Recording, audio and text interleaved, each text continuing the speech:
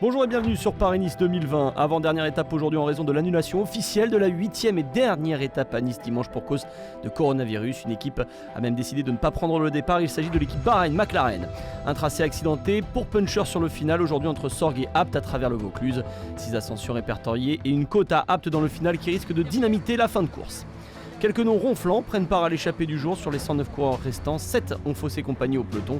Le groupe s'est construit en plusieurs temps et après une cinquantaine de kilomètres et plusieurs ascensions, 7 sont à l'avant donc. Deux Cofidis, Nicolas Hedé et Anthony Perez, 2 AG et 2 R mondial Alexis Goujard et Romain Bardet, mais aussi le champion du monde Mats Pedersen de Trek Segafredo, winner Anacona, le Colombien Darke Samsic et Stéphane Kung, le mieux classé au général de l'équipe Groupama FDJ. Le rythme est soutenu à plus de 41 km/h de moyenne et les échappés ne peuvent pas passer la barre des 2 minutes d'avance. Les fuyards ont même moins d'1 minute d'avance à 50 km de l'arrivée. Sur ce tracé accidenté, 2 hommes se sentent forts et passent à l'offensive avant le premier passage à Apt. Il s'agit de Romain Bardet et Nicolas Hedé qui lâchent 1 à 1 tous leurs partenaires d'échappée. Derrière, Sunweb prépare la bagarre de fin d'étape avec d'abord Arndt qui sort du peloton avant que Kragh Andersen n'en fasse de même. Ce dernier va même faire la jonction avec les 2 hommes de tête à moins de 35 km de l'arrivée. À 17 km de la ligne, Nicolas Hedé qui a fait l'essentiel pour prendre le maillot à poids sur cette étape est repris par le peloton. Un peloton qui est emmené par les Teukening Quick-Step qui prépare l'arrivée pour Julien Alaphilippe. Il reste environ une vingtaine de secondes à l'avant pour Bardet et Andersen. Le peloton perd rapidement plusieurs unités, Vincenzo Nibali décide de passer à l'attaque, suivi par Tish Benoot.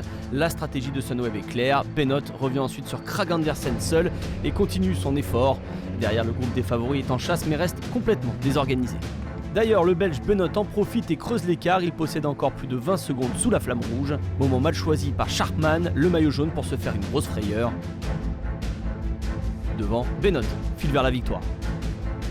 It's Benoot who wins, it's Sunweb who have delivered as a team. Homme du jour mais surtout équipe du jour pour Sunweb, doublé à l'arrivée de cette étape à Apt avec la victoire de Benoot et la 2e place de Michael Matthews, resté au chaud dans le groupe des favoris.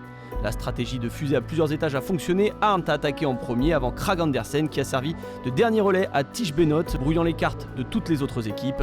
Après les Strade Bianchi en 2018, Benoot s'offre une nouvelle victoire de prestige, sa 2e en World Tour. Toute la semaine, l'atmosphère dans l'équipe est vraiment bonne, tout le monde est au niveau. Aussi, ça a commencé aujourd'hui avec Nicolas Arndt devant. Alors, tous les coéquipiers ont un part dans la victoire aujourd'hui. C'est vraiment chouette qu'on peut gagner notre 2e victoire cette semaine avec Surne dans le contre-la-montre. Et c'est vraiment mérité aussi, je pense.